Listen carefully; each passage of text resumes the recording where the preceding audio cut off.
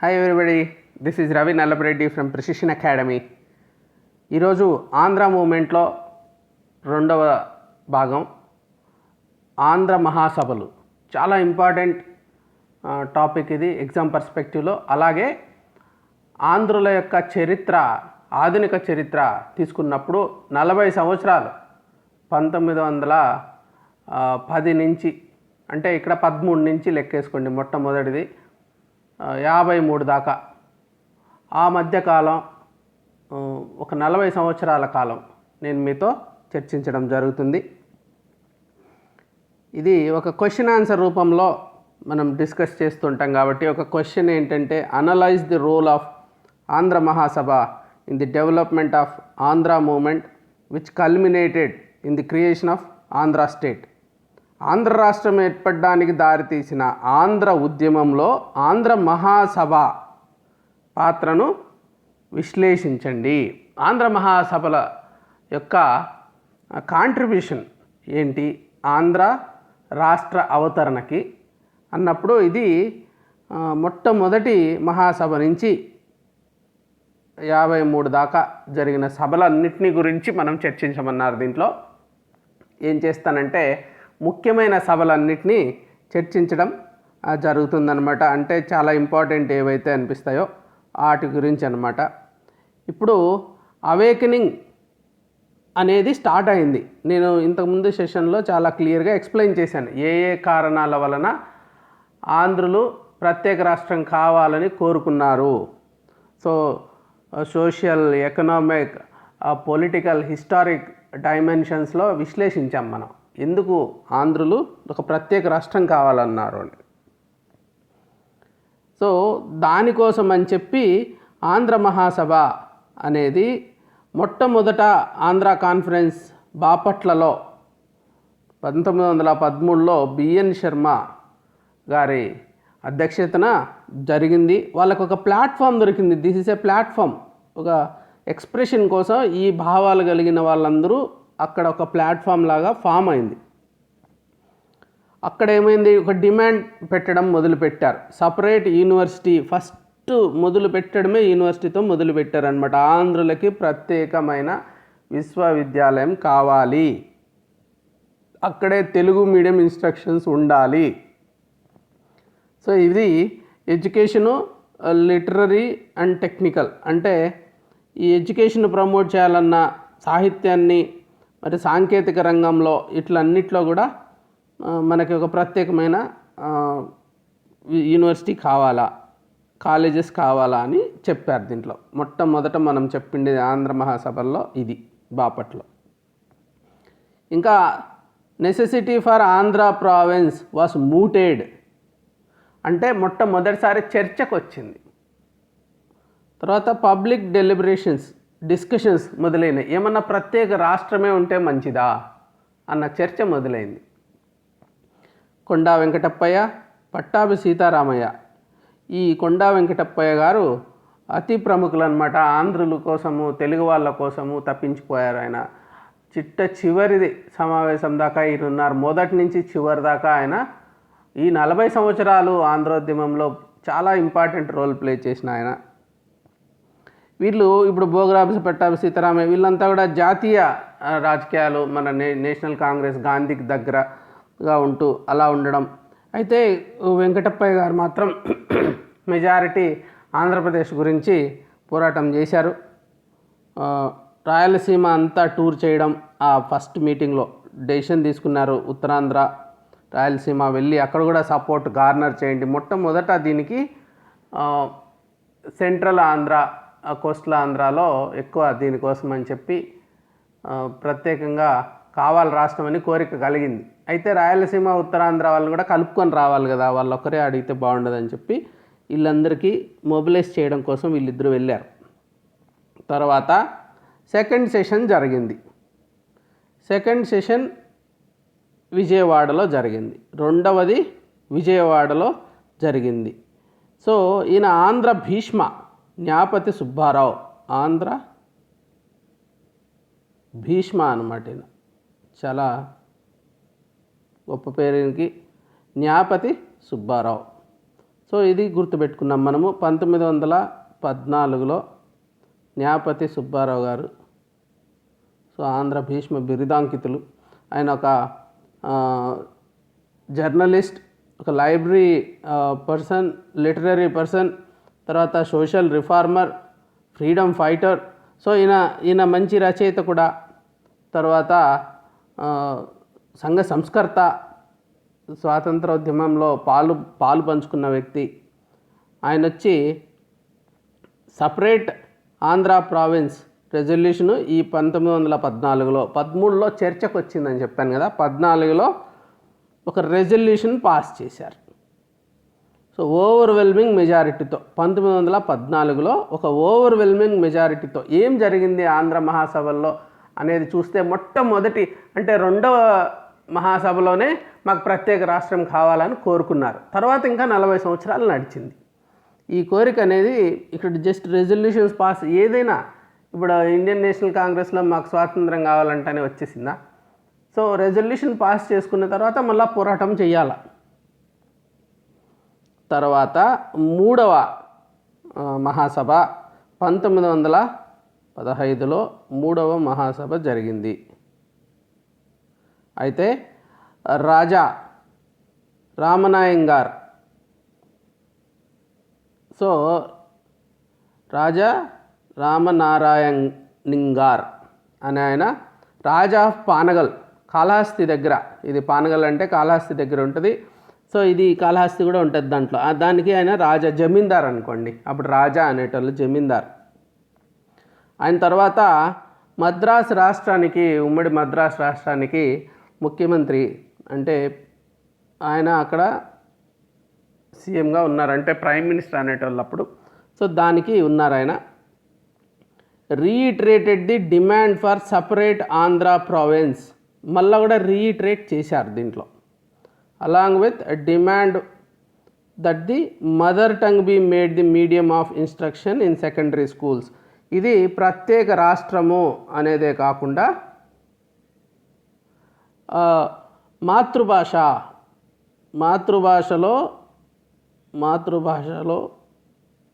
ఇక్కడ విద్యాబోధన జరగాలి అని చెప్పారనమాట. Andhra Mahasabha conference popularised the habit of addressing public meetings in Telugu. వీళ్ళు ఏం చేశారు, అంతకుముందు ఇంగ్లీష్లో కూడా చెప్పడం ఉండేది, కానీ ఈ ఆంధ్ర మహాసభల ద్వారా అంతా తెలుగులోనే మాట్లాడడం అనేది మొదలుపెట్టారు. వీళ్ళంతా ఆంగ్ల భాష బాగా వచ్చిన వాళ్ళే, ఈ నాయకులంతా. రాజా ఆఫ్ పానగల్ కావచ్చు, ఎవరైనా, మళ్ళీ లాస్ట్లో వచ్చిన విజయరామరాజు కావచ్చు, అట్లా వీళ్ళందరూ కూడా మంచి ఇంగ్లీష్ ప్రొఫిషియన్సీ ఉన్న వాళ్ళే. అయితే తెలుగులోనే మాట్లాడాలనే ఒక నియమం కూడా పెట్టుకున్నారు. తర్వాత 4వ సభ 1916లో జరిగింది. మోచెర్ల రామచంద్రరావు గారు అధ్యక్షతన జరిగిందనమాట. సో మోచెర్ల రామచంద్రరావు 1916. ఆయన సివి నరసింహరాజు, విశాఖపట్నంకు చెందిన సివి నరసింహరాజు ఏం చేశారు, ఒక రెజల్యూషన్ పాస్ చేశారు. So it is necessary and reasonable to constitute all the Telugu districts into A separate province with powers and complete autonomy. So ఇది మాటికి చెప్తూనే ఉన్నారు. ఇంకా రెజల్యూషన్స్ అయితే పాస్ అవుతున్నాయి ఈ సభలో. తర్వాత అమెండ్మెంట్ చేశారనమాట. ఇది కాకపోతే to create separate province as early as possible after the war which was accepted. So అప్పుడు యుద్ధం జరుగుతుంది కదా, మొదటి ప్రపంచ యుద్ధము. సో వాళ్ళు ఏమంటే కొంచెం they are conscious about national freedom struggle and world affairs అవన్నీ చూసుకొని, సరే ఈ రోజు అని మేము పట్టుబట్టట్లేదు, యుద్ధానంతరము మాకు ప్రత్యేక రాష్ట్రము ఇవ్వండి అని పెట్టారనమాట. అది ఇంకా 5th సెషన్ జరిగింది. 5th సెషన్ జరిగినప్పుడు నెల్లూరులో 1917. ఇది దేశభక్త కొండా వెంకటప్పయ్య గారు, చాలా గొప్ప వ్యక్తి. చిట్ట చివరి దాకా మన రాష్ట్ర సాధన కోసం పోరాటం చేసిన గాంధీ గారికి కూడా చాలా ఇష్టమైన వ్యక్తి కొండా వెంకటప్పయ్య గారు.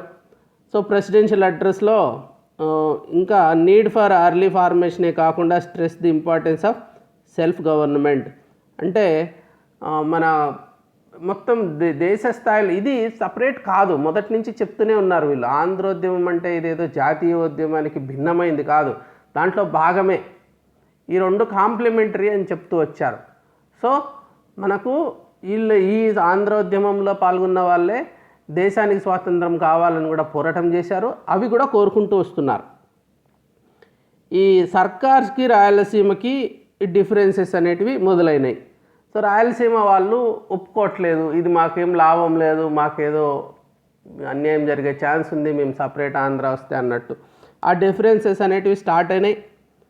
So the resolution for separate province was passed, but the amendment for inclusion of Andhra Madras city అది రిజెక్ట్ చేశారు. ఇప్పుడు రాయలసీమ వాళ్ళకి మద్రాస్ ఉంటే బెటర్ అనమాట. ప్లస్ మొత్తం అందరూ కూడా మద్రాసు కూడా కలిపి ఆంధ్రప్రదేశ్ కావాలి అన్న రెజల్యూషన్ని మళ్ళీ ఇక్కడ చేయలేదు, ఎందుకంటే అట్లా రాదు, ఇట్లా పెట్టుకుంటే మనకి అన్నట్టు భావం కూడా కలిగి ఉంటుంది. ఈ కొండా వెంకటప్పయ్య గారు చివరిలో స్వాతంత్రం వచ్చాక ఇదేనా మనం కోరుకున్న స్వాతంత్రం, దీనికోసమైనా ఇంత పోట్లాడ చేశాం, ఈ ఎమ్మెల్యేలు ఎమ్మెల్సీలు ఏంది ఇది అనేసి చాలా బాధపడి గాంధీ గారికి కూడా ఒక లెటర్ రాయడం జరిగింది. ఈయన గొప్ప దేశభక్తుడు, నిజంగానే ఆయన ఆ పేరు కరెక్ట్గా సూట్ అవుతుంది, దేశభక్తుడు. కొండా వెంకటప్పయ్య గారు 1917లో అధ్యక్షతగా ఉన్నారు. సో ఈ అధ్యక్షులందరినీ చూసామంటే ఆంధ్రప్రదేశ్ యొక్క స్వాతంత్రోద్యమం కానీ అప్పుడు ప్రముఖులందరి గురించి మనము తెలుసుకోవచ్చు అన్నమాట. తర్వాత ఇప్పుడు చాలా గొప్ప వ్యక్తి 1918లో జరిగిన సభలకి గుంటూరులో జరిగింది 1918లో. ఎవరు? కాశీనాథుని నాగేశ్వరరావు.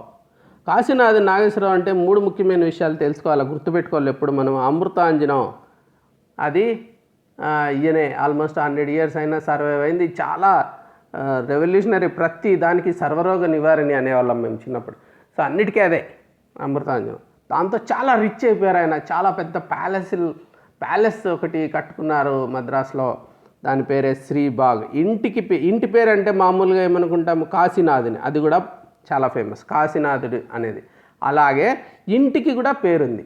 ఇంటి పేరు కాకుండా ఇంటికి కూడా ఇప్పుడు అపార్ట్మెంట్స్ పేర్లు ఉన్నాయి కదా, అట్లా ఇళ్ళకు కూడా చాలా పెద్ద ఇల్లు ఇది శ్రీబాగ్ అంటేనే మనకి ఇప్పటికీ గుర్తు. ఈరోజు చర్చ ఆయన మీద కంటే ఆయన ఇంటి పేరు మీద ఎక్కువ చర్చ ఉంది మనకి. శ్రీబాగ్ ఒడంబడిక అంటాం కదా, అక్కడే జరిగింది.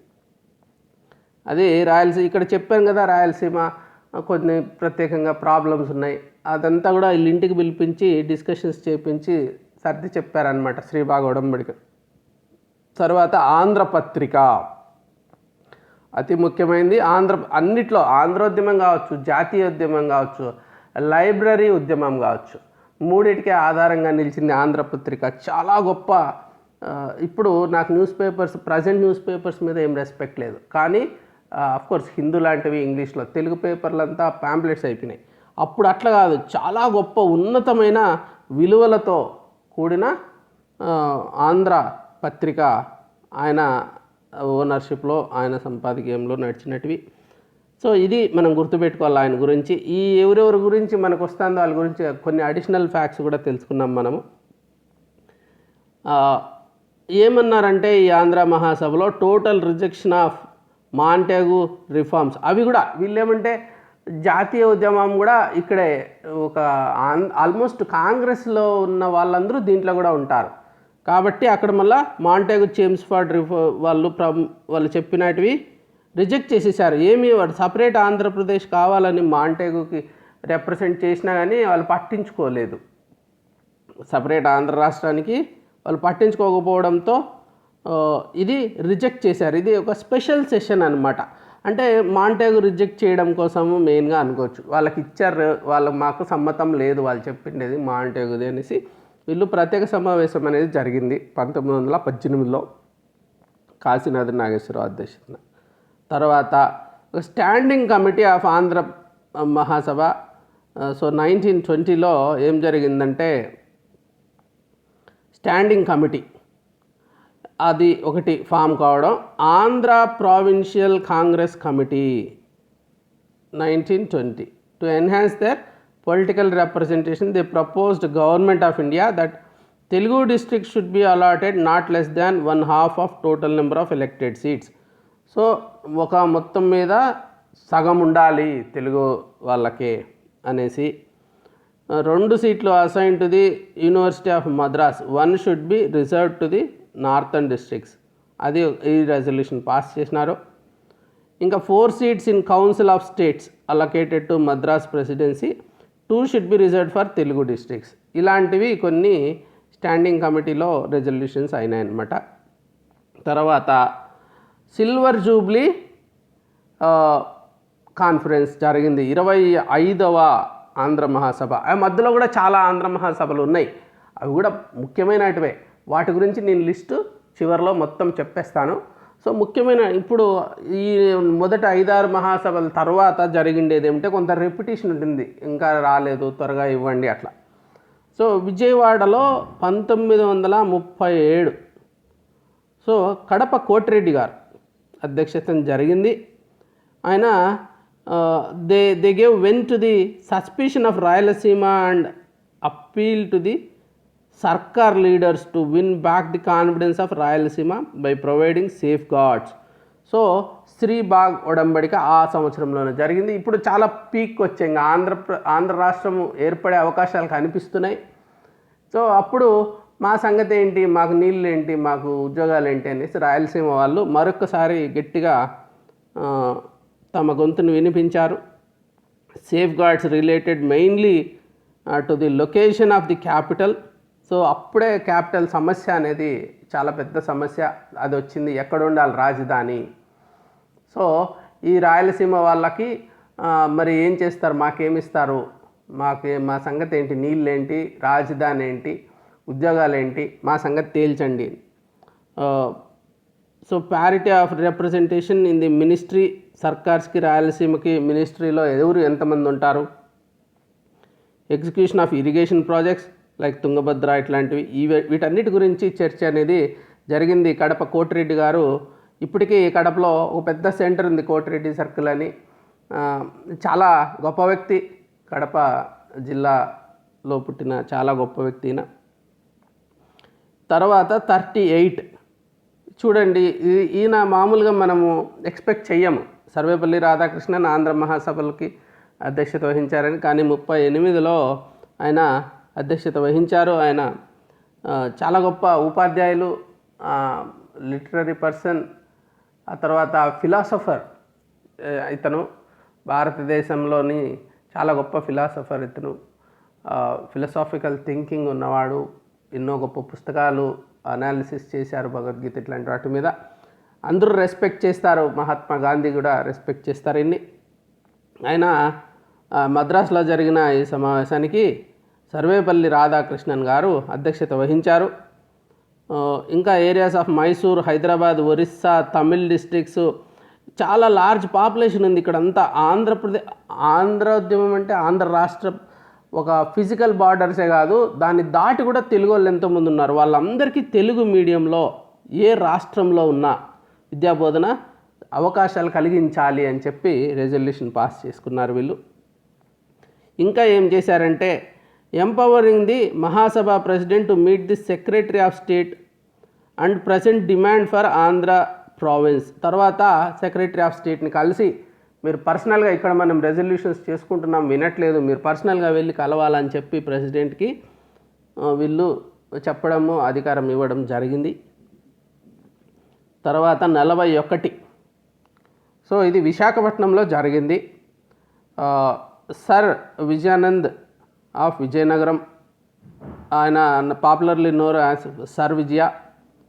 సో ఆయన ప్రెసిడెంట్ అయితేనే వెరీ యాక్టివ్. తర్వాత he turned his attention towards removing the lingering suspension among the people of Rayalaseema. తర్వాత after Sribagh pact many leaders of Rayalaseema favored formation of Andhra province. ఆ శ్రీబాగ్ ఒప్పందం మీద నమ్మకంతో వాళ్ళు చాలామంది వచ్చారు. కానీ 38 few leaders from Ballari organized new Rayalaseema Mahasabha. ఇది ఆంధ్ర మహాసభ కాదు, రాయలసీమ మహాసభ. Which opposed creation of separate Andhra province on administrative, political and financial grounds. ఆ శ్రీబాగ్ ఒడంబడిక జరిగినా కానీ ఈ బళ్ళారి కూడా అప్పుడు తెలుగు రాష్ట్రమే, తెలుగు జిల్లానే అది, కానీ అది కర్ణాటకకి వెళ్ళిపోయింది. సో ఇప్పటికి కూడా తెలుగు వాళ్ళు అక్కడ ఎమ్మెల్యేలుగా గెలుస్తూ ఉంటారు, చూస్తూనే ఉన్నాం, మినిస్టర్లు అవుతుంటారు. సో ఈ బళ్ళారి అనేది చాలా తెలుగు వాళ్ళు డామినేటెడ్ డిస్ట్రిక్ట్ అనమాట. అక్కడ వాళ్ళంతా ఇప్పుడు రాయలసీమ, అదంతా రాయలసీమ భావం ఉండేది, అదంతా రాయలసీమ అన్నట్టు. రాయలసీమ మహాసభ అనేది పెట్టుకోవాలి మనమని ప్రత్యేకంగా అప్పటికి ఇంకా పెరుగుతూనే ఉందన్నమాట, అది కనిపిస్తూనే ఉంది. ఇంకా 43లో శ్రీ విజయ, ఆయన ఈ క్రికెట్ బొమ్మ ఏంట్రా అనుకోకండి, ఈయన విజయ్ అని క్రికెట్ క్యాప్టెన్. ఈయనకి చాలా ఇష్టం, మల్టీఫేస్టెడ్ పర్సన్ అనొచ్చు. ఈయనకి గజపతిరాజు ఆనంద సర్ పూసపాటి విజయానంద్ గజపతిరాజు సర్ విజయ అన్నమాట ఈయన పేరు, విజయానంద్ గజపతిరాజు. సో ఈయన ఏంటి, suggested that election to the legislatures Andhra's should elect only those candidates who pledge to work for the creation of Andhra province. Andhra political organisation లాగా మొట్టమొదటిసారి, తర్వాత ఈయన ఎంపీ కావడం కూడా జరిగింది. సో ఇది ఒక ఎంతసేపు ఒక మంచి తెలుగు సాహిత్యమో లేకుంటే ఆంధ్రలు సపరేట్గా ఉండాలి ఇట్లాంటివి మాట్లాడుకుంటూ ఉన్నాం కదా, నాన్ పొలిటికల్. అట్లా కాదు, ఇంకా పొలిటికల్ డైమెన్షన్. ఎవరైతే ఆంధ్ర సపరేట్ ఆంధ్ర రాష్ట్రం అవతరణకి సపోర్ట్ చేస్తారో వాళ్ళకి మాత్రమే ఓట్లు వేయండి అని చెప్పడం జరిగింది. ఇప్పుడు ఆంధ్ర మహాసభలన్నిటినీ లిస్ట్ చెప్తాను, 1 by 1 చూసుకుంటా పోదాం. మొట్టమొదటిది 1913 బాపట్ల బయ్య నరసింహేశ్వర శర్మ, అంటే బిఎన్ శర్మ.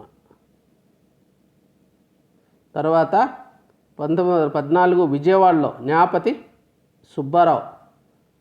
15 విశాఖపట్నం పానగల్ రాజా. 16 కాకినాడ ఓచర్ల రామచంద్రరావు. 17 నెల్లూరు కొండా వెంకటప్పయ్య. 18 ప్రత్యేక సమావేశం గుంటూరు కాశీనాథ్ నాగేశ్వరరావు. ఫస్ట్ టైం రాయలసీమకు వచ్చింది కడప.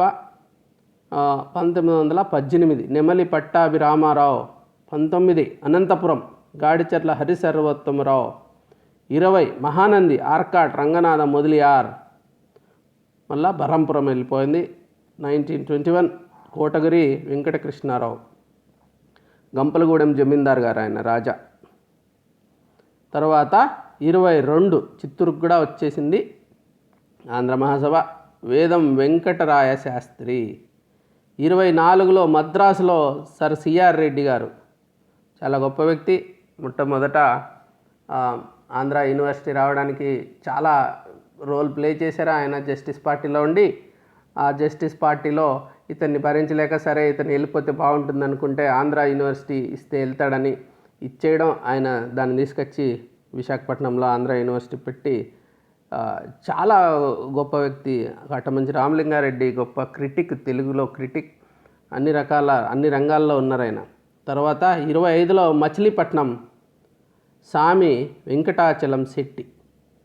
26లో ఏలూరు మేకా వెంకటాద్రి అప్పారావు, ఆయన ఉయ్యూరు జమీందార్ గారు. తర్వాత 27లో అనంతపురం లక్ష్మణ స్వామిరావు. తర్వాత 28 నంద్యాల సర్వేపల్లి రాధాకృష్ణన్. 29 విజయవాడలో కడప కోటిరెడ్డి గారు. 31లో గుంటూరు వివి జోగయ్య. మళ్ళా 31లో ప్రత్యేక సమావేశానికి కూడా కడప కోటిరెడ్డి గారు. 32లో విజయవాడలో జరిగినప్పుడు కేవి రెడ్డి నాయుడు. తర్వాత 34 ప్రత్యేక సమావేశం విశాఖపట్నంలో జరిగింది, దేశపాండ్య సుబ్బారావు గారు. 36 కాకినాడ వేమవరపు రామదాసు. 37 విజయవాడ మళ్ళా కడప కోటిరెడ్డి రజతోత్సవ సమావేశం. నేను చెప్పా కొంచెం రాయలసీమ సమస్యలను కూడా అక్కడ పెద్ద ఎత్తున చర్చ జరిగింది. 38 మద్రాస్ సర్వేపల్లి రాధాకృష్ణన్. 39లో గుంటూరు మాడభూషి అనంతసైనం అయ్యంగార్ గారు. 41 విశాఖపట్నంలో పూసపాటి విజయానంద గజపతిరాజు. 41 బళ్ళారి పూసపాటి విజయానంద గజపతిరాజు. 41, 43 మళ్ళీ 47లో గుంటూరులో జరిగింది ఉయ్యూరు కుమార్ రాజావారు. 51 గాడిచర్ల హరి సర్వోత్తమరావు గారు. సో ఇంకా వీటిని ఒక 3 స్టేజెస్లో చూద్దాం. ఇప్పుడు ఒక్కొక్క సమావేశం గురించి ఇండివిజువల్గా ఏమేమి జరిగిందో చూసాం కదా. దాన్ని 1920 వరకు తొలి దశలాగా మనం భావిస్తే అప్పుడు ఏం సాధించారు, రెండవ దశలో ఏం సాధించారు, మూడవ దశలో ఏం జరిగింది చూద్దాం. మొట్టమొదటి దశ 20 దాకా సపరేట్ సెంట్రల్ కమిటీ అంటే persistent efforts of Andhra Mahasabha resulted in the sanction of separate central committee for Andhra called Andhra provincial Congress committee. ఇది మనము ఎట్లా ప్యారలల్స్ చూడాలంటే తెలంగాణ ఉద్యమంలో కూడా మొట్టమొదట ఏమైంది, తెలంగాణలో ఉన్న కాంగ్రెస్ వాళ్ళు, తెలంగాణలో టీడీపీ వాళ్ళు తెలంగాణ కోసం మాట్లాడడం, మిగిలిన ప్రాంతంలో ఉన్న కాంగ్రెస్ టీడీపీ అంటే వాళ్ళు ప్రత్యేక తెలంగాణ వద్దు, సమైక్యాంధ్ర ఉండాలని ఇట్లా డివైడ్ అవుతుంటే వాళ్ళు సపరేట్ మళ్ళీ టీడీపీ అని పెట్టుకున్నారు కదా, తెలంగాణ టీడీపీ. అలాగా తెలంగాణ కాంగ్రెస్ పెట్టుకున్నారు. అలాగే ఇక్కడ ఆంధ్ర అప్పుడు మొత్తం మద్రాస్ ప్రావిన్స్కి అంతా ఒక ఆంధ్ర ప్రదేశ్ కాంగ్రెస్ ఉంటుంది. దాంట్లో నుంచి ఆంధ్ర ప్రావిన్షియల్ కాంగ్రెస్ సపరేట్ చేసుకున్నారు. Calcutta Congress and Andhra provincial Congress committee was constituted. కలకత్తాలో ఒప్పుకున్నారనమాట. With Nyapathi Subba Rao Pantulu as president, Konda Venkatappayya as secretary. So వీళ్ళు ముఖ్యంగా ఆంధ్ర మహాసభల్లో ఉన్న వాళ్ళే. వాళ్ళు సపరేట్ కాంగ్రెస్ని కూడా డివైడ్ అయిపోయింది. Approval of general principle of linguistic provinces అంటే ఇన్ ప్రిన్సిపల్ కాంగ్రెస్ ఒప్పుకునింది. ఇక్కడ ఒక సపరేట్గా లాంగ్వేజ్ బేస్డ్ ఉండడానికి ఒప్పుకున్నట్టే. తర్వాత 20లో యాక్సెప్టెన్స్ జరిగింది ఐఎన్సీ నుంచి. National Congress under the presidentship of Mahatma Gandhi నాగపూర్లో. ఇది 1920 గాంధీ గారి అధ్యక్షతన principle of redistribution of provinces and linguistic bases. Objectives of Andhra మహాసభకి మెయిన్ ఆబ్జెక్టివ్ ఏంటి, ప్రత్యేక ఆంధ్ర రాష్ట్రం. దాన్ని కాంగ్రెస్, అందులో మహాత్మా గాంధీ అధ్యక్షత వహించిన ఇండియన్ నేషనల్ కాంగ్రెస్లో రెజల్యూషన్ పాస్ కావడము, ఇది చాలా ప్రముఖమైన విజయంగా భావించవచ్చు ఆంధ్ర మహాసభలది. ఈ కాంట్రిబ్యూషన్ ఇదొకటి. సో కాంగ్రెస్ మొదటి నుంచి సపోర్ట్ చేస్తూనే ఉంది దీనికి. మహాత్మా గాంధీ గారు కూడా భాషా ప్రయుక్త రాష్ట్రాలకి ఇన్ ప్రిన్సిపల్ సిద్ధమే. సో రెండవ స్టేజ్లో ఏం జరిగింది, 21 నుంచి 37 దాకా ఏం జరిగిందని చూస్తే, ఇప్పుడు ఇక్కడ బయట మాట్లాడుకుంటున్నారు కానీ అసెంబ్లీలో లెజిస్లేటివ్ కౌన్సిల్లో మాటలు జరగాలి, అక్కడ రెజల్యూషన్స్ రావాలి కదా. జయంతి రామయ్య పంతులు గారు అప్పుడు మెంబర్గా ఉన్నారు సెంట్రల్ లెజిస్లేటివ్ అసెంబ్లీ, అది అక్కడ ఢిల్లీలో. 1922లో ఇంకా ఆంధ్ర డిస్ట్రిక్ట్స్ని సపరేట్ ప్రావిన్స్ కింద ఉండాలని ఆర్గ్యూ చేసి, ఇంకా divorce elements which it comprised అదంతా ఎక్స్ప్లెయిన్ చేసి, Madras presidency was unsuitable for as an administrative unit అని ఆయన ప్రూవ్ చేశారు. ఇది ఎన్ని భాషలు ఉన్నాయి, ఎంత టెరిటరీ ఉంది, ఎంత డైవర్సిటీ ఉంది, చాలా కష్టం ఇది అడ్మినిస్ట్రేటివ్గా రూల్ చేయడం ప్రాపర్గా.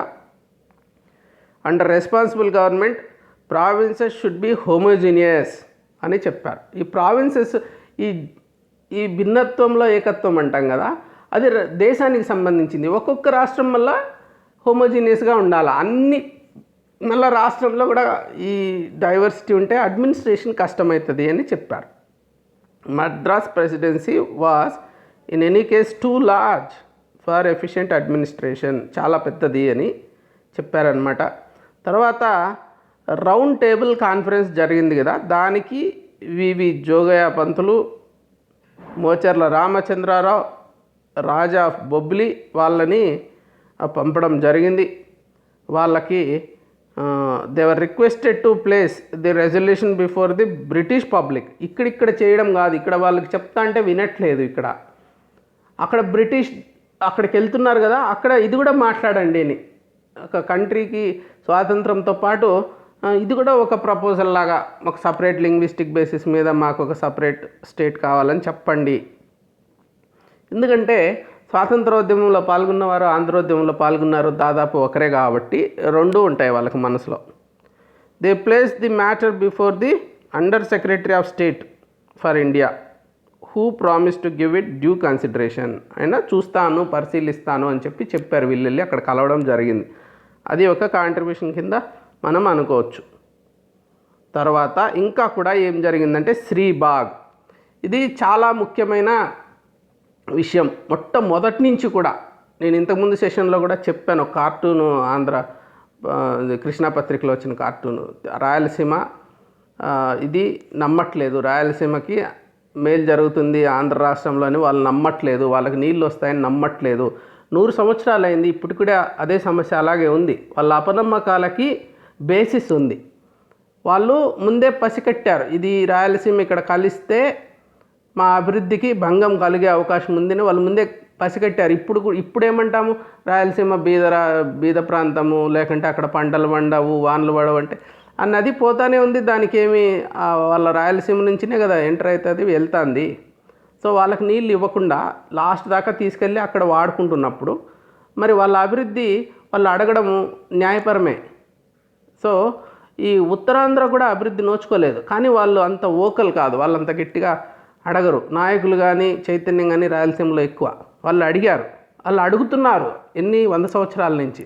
30 ఏళ్ళలో ఏం జరిగిందంటే వాళ్ళు మేము ఇట్లా మమ్మల్ని వాడుకొని మీరు ఆంధ్ర రాష్ట్రం తెచ్చుకొని మళ్ళీ మాకు అన్యాయం చేయొద్దు అనేసి. సో ఈ ఆంధ్ర రాష్ట్రంలో వీళ్ళ అభిప్రాయం ఏమంటే, ఇప్పుడు ఫర్ ఎగ్జాంపుల్ బెగ్గర్స్ ఉంటారు చూడండి, నా సంఖలో ఎవరో చిన్న పిల్లని పెట్టుకొని ఉంటారు, వాడు చాలా దయనీయంగా ఉంటాడు, వాళ్ళని చూపించి డబ్బులు తీసుకుంటా అంటారు. ఆ రకంగా రాయలసీమను వాడుకొని మరి నిధులు కావచ్చు, నీళ్లు కావచ్చు రాష్ట్రానికి వచ్చినాక రాయలసీమకి ఇవ్వాల్సిన డ్యూ షేర్ రాయలసీమకి ఇవ్వాలా.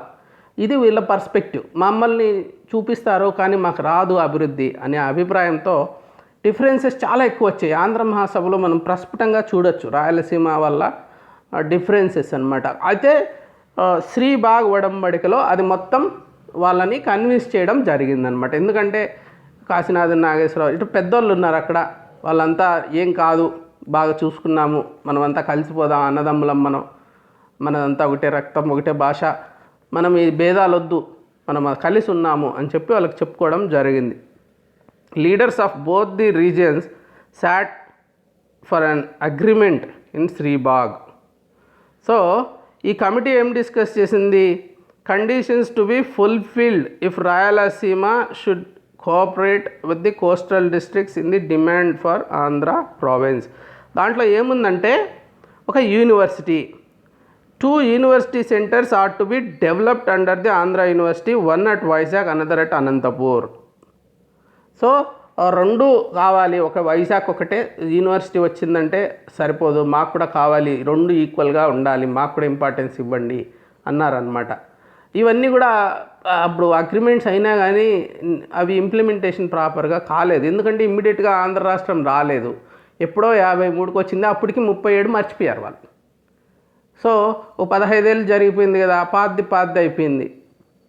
తర్వాత irrigation projects, rapid development of the agricultural and economic interest of Rayalaseema and Nellore should be done to the level of those in the coastal districts. ఇక్కడ వీళ్ళు అడిగారు చూడండి, ఇది అగ్రికల్చరల్గా ఎకనామిక్ ఇంట్రెస్ట్ ఉన్నాయి రాయలసీమ, నెల్లూరు, వీటికి ఇప్పుడు కోస్టల్ డిస్ట్రిక్ట్స్లో ఎంత ఇరిగేషనల్ డెవలప్మెంట్ అయిందో అంత సమానంగా ఇక్కడ కూడా కావాలి అని అడిగారు వాళ్ళు.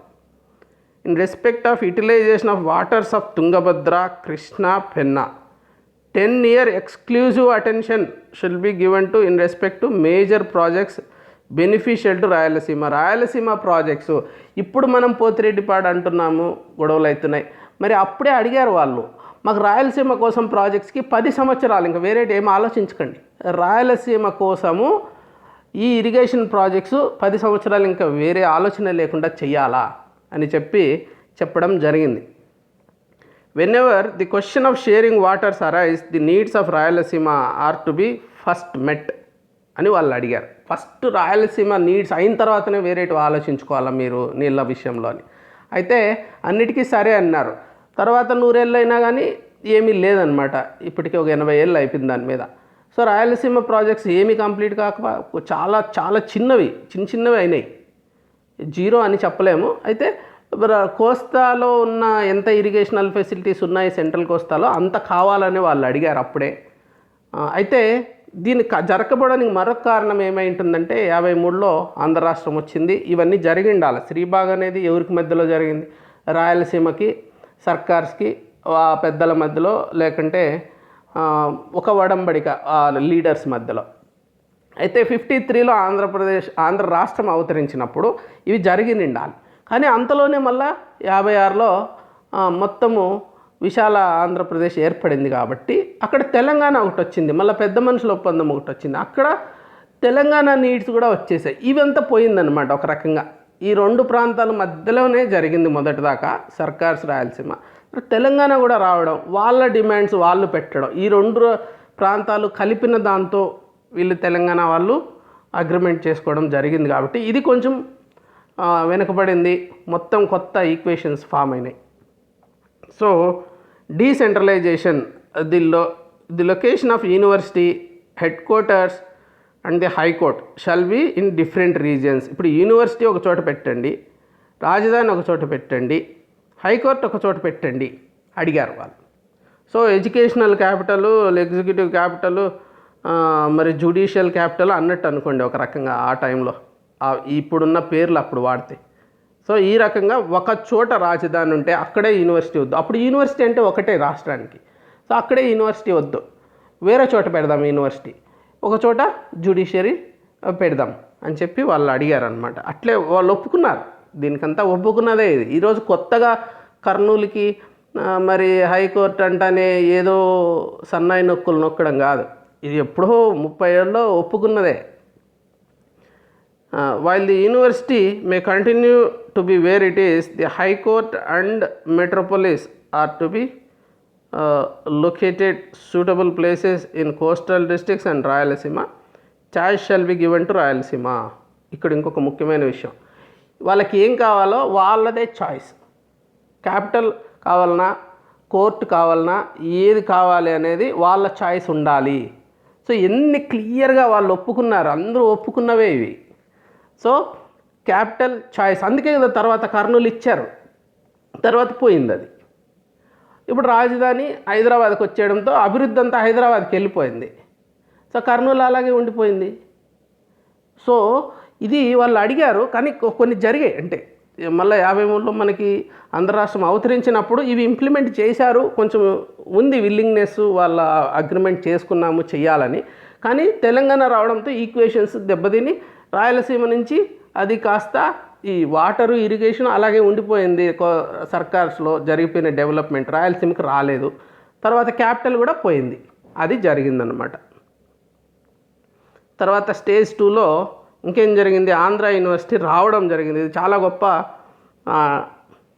డెవలప్మెంట్, అచీవ్మెంట్ కూడా అనుకోవచ్చు, మేజర్ అచీవ్మెంట్. ఈ ఆంధ్ర మహాసభల యొక్క మేజర్ అచీవ్మెంట్ కింద మనం ఆంధ్ర యూనివర్సిటీ చెప్పుకోవచ్చు. అఫ్కోర్స్ అట్లే జస్టిస్ పార్టీ, సిఆర్ రెడ్డి వీళ్ళ రోల్ కూడా చాలా ఉంది ఆంధ్ర యూనివర్సిటీ రావడానికి. Resolution in the Madras legislative council, ఇది కూడా one of the important achievements కింద చేసుకోవచ్చు. వాళ్ళు ఏం చేశారంటే ఒక రెజల్యూషన్ పాస్ చేశారు మద్రాస్ లెజిస్లేటివ్ కౌన్సిల్లో 14th March 27. హరిసర్వోత్తమ్ రావు రేస్ చేసిన క్వశ్చను లెజిస్లేటివ్ కౌన్సిల్లో, action taken on the resolution of the council regarding the Andhra province pass during the earlier session. ఏమైంది అని అడిగారు. తర్వాత స్టేజ్ 3 అంటే 37 అయిపోయింది, శ్రీబాగ్ అయిపోయింది, రిజాల్వ్ అయిపోయారు అందరూ. 38 నుంచి 53 దాకా resolution for separate Andhra. So Madras legislative అసెంబ్లీలో యునానిమస్గా 30th March 38లో ఫార్మేషన్ ఆఫ్ సపరేట్ ఆంధ్రప్రదేశ్ కోసం రెజల్యూషన్ పాస్ అయింది. Assembly recommends to the government, ఇక్కడ కూడా మనము అసెంబ్లీ, ఏపీ అసెంబ్లీలో యునానిమస్గా రిజల్యూషన్ పాస్ చేశారు సమైకాంధ్ర ఉండాలని చెప్పి, కానీ సెంట్రల్ గవర్నమెంట్ ఒప్పుకోలేదు కదా. అలాగే ఇక్కడ కూడా రెజల్యూషన్ అయితే పాస్ అయిపోయింది మద్రాస్ లెజిస్లేటివ్ అసెంబ్లీలో. Chamber of legislature of Madras base చేసుకొని be communicated under the section 290 of government of India act. ఇప్పుడు ఎట్లయితే కాన్స్టిట్యూషన్ ఉందో అప్పుడు గవర్నమెంట్ ఆఫ్ ఇండియా యాక్ట్ 1935 ప్రకారం ఈ సెక్షన్ ప్రకారం మీరు మాకు ఈ సపరేట్ ఆంధ్ర ఇవ్వాలి అని చెప్పి అడిగారు. There was a feeling that also the Rajagopalachari supported. ఇది ఒక డౌట్ అనమాట. ఆయన ఓపెన్గా అపోజ్ చేయలేదు. ఆయన ఈ రెజల్యూషన్ పాస్ అయిపోయింది మద్రాసులో. కానీ ఢిల్లీకి వెళ్ళి మళ్ళా మోకాలు అడ్డం పెట్టాడు, రాకుండా చూసుకున్నారు లోపల సెక్రటరీతో మాట్లాడుకొని, సెక్రటరీ ఆఫ్ స్టేట్తో అని చెప్పి ఒక టాక్ ఉందన్నమాట. అది మరి అది ప్రూఫ్లు అవి చెప్పలేం, కానీ ఇదైతే క్లియర్గా రాజగోపాలాచారి గారి హస్తం ఉందని అందరికీ అనుమానం ఉంది. ఇంకా సపరేట్ స్టేట్ ఇవన్నీ కూడా జరిగాయి. ఇవన్నీ జరిగిన తర్వాత చివరిగా ఈ efforts of Andhra Mahasabha culminated. ఇప్పుడు ఎట్లయితే ఇండియన్ నేషనల్ కాంగ్రెస్ ఎఫర్ట్స్ అన్నీ కల్మినేట్ అయ్యి మనకి ఇండియాకి స్వాతంత్రం వచ్చిందో, అయితే చివరిలో వీళ్ళు తెచ్చుకున్నారా లేక లేబర్ పార్టీ వచ్చింది అవన్నీ చెప్పలేం. అయితే ముఖ్యంగా ఆ బేస్ అనేది ఫామ్ అయింది కదా, అట్లాంటి బేస్ ఫామ్ చేయడానికి రెజల్యూషన్స్ అన్ని రకాల ఆర్గనైజేషన్లో ద్వారా చాలా ఎఫర్ట్ పెట్టి ఆంధ్ర రాష్ట్రానికి అవతరణకి ఒక దారి చూపించిన వాళ్ళు ఆంధ్ర మహాసభ వాళ్ళు అన్నమాట. సభలు ఇవన్నీ 19 అక్టోబర్ 1, 1953లో 11 జిల్లాలతో తెలుగు రాష్ట్రం ఏర్పడింది. The new Andhra state with Kurnool as capital. ఇంకా తంగుటూరు ప్రకాశం పంతులు గారు ఆంధ్ర కేసరి, ఆయన దానికి ముఖ్యమంత్రి అయ్యారు, first chief minister of new state ఇది. అయితే చివరిగా పొట్టి శ్రీరాములు గారు ఆత్మ బలిదానం చేసుకోవడంతో వచ్చింది అది ఫైనల్ ఇన్సిడెంట్ అన్నమాట. ఇలా జరుగుతూనే ఉన్నింది. ఇంకా మద్రాసు ఉండాలనా లేదా, మద్రాసు ఇస్తారా లేదా అంటే లాస్ట్కి వచ్చింది. అది నేను థర్డ్ పార్ట్ ఆఫ్ ఆంధ్ర మూమెంట్లో నెక్స్ట్ సెషన్ సపరేట్గా పొట్టి శ్రీరాములు గారి గురించి, ఆంధ్ర రాష్ట్ర అవతరణ గురించి చెప్తాను. సో ఒకసారి రీక్యాప్ చేసుకున్నాం. ఫస్ట్ సెషన్ బాపట్లో జరిగింది, దాన్ని ఒక బేస్ ఏర్పాటు చేసింది, ఒక ప్లాట్ఫామ్ అనేది ఒకటి వచ్చింది బిఎన్ శర్మ గారితో. ఆ తర్వాత ఇంపార్టెంట్ సెషన్స్ చాలా ఉన్నాయి. సో అవన్నీ కూడా మనము చర్చించాము. తర్వాత స్టేజ్ 1లో 1920 దాకా ఏమేమి సాధించారు వీళ్ళు, స్టేజ్ 2లో 37 కల్మినేషన్ ఆఫ్ దట్ శ్రీబాగ్ కలుపుకొని వాళ్ళందరూ ఇక్కడంతా కలిసి పోరాటం చేయాలనుకోవడం, స్టేజ్ 3లో ఇంకా ఫర్దర్ ఇంటెన్సిఫై చేసి తీసుకొచ్చి లాస్ట్కి ఆంధ్ర రాష్ట్ర అవతరణ అనేది జరిగిందనమాట. Thank you for joining me for this important session. మీకు PrissionAcademy.inలో ఫ్రీగా రిజిస్టర్ చేసుకొని దాంట్లో ఉన్న మెటీరియల్స్, డైలీ కరెంట్ అఫైర్స్ టెస్ట్లు మీరు యూస్ చేసుకోవచ్చు. లేకంటే ఏమన్నా అడగాలంటే మెంటర్షిప్ ప్రోగ్రాము, టెస్ట్ సిరీస్, ఇంకా ఏదైనా వీడియోస్ యాక్సెస్ ఏం కావాలన్నా కానీ 81010101405060 ఈ మూడింటికి మీరు కాల్ చేయొచ్చు. 85 వచ్చి నా పర్సనల్ నెంబర్, నాతో చాట్ మాత్రం చేయండి, ఫోన్ చేయొద్దు, నాకు డిస్టర్బ్ అవుతుంది కాబట్టి నేనే మళ్ళీ కాల్ బ్యాక్ చేస్తాను same day, or I will answer through chat. అయితే చాలామంది అడుగుతుంటారు, సార్ కొన్ని ప్రైవేట్ అయిపోయాయని. ఆంధ్ర హిస్టరీవి మనం ఏమంటే ప్రైవేట్ యాక్సెస్ 24 అవర్స్ మీరు ఆ లోపల చూసేసుకోండి, అందరికీ ఫ్రీ ఇది. తర్వాత మా విద్యార్థులకి, మెంటర్షిప్ స్టూడెంట్స్కి మాత్రమే ఇది ప్రత్యేకం ఉంటుంది. సో నేను రిలీజ్ చేస్తాను. లేకంటే ఇప్పుడు మనకు టెలిగ్రామ్ ఛానల్ ఉంది, అక్కడ మీరు జాయిన్ అయినారంటే మీకు అక్కడ నోటిఫికేషన్ వస్తుంది. లేదా ఇక్కడ బెల్ సింబల్ నొక్కండి, యూట్యూబ్లో సబ్స్క్రైబ్ చేసి బెల్ సింబల్ నోటిఫికేషన్ వస్తుంది, చూసేయండి వస్తూనే, అప్పటికప్పుడే నోట్స్ రాసేసుకోండి. Thank you very much. Have a good day. Bye bye.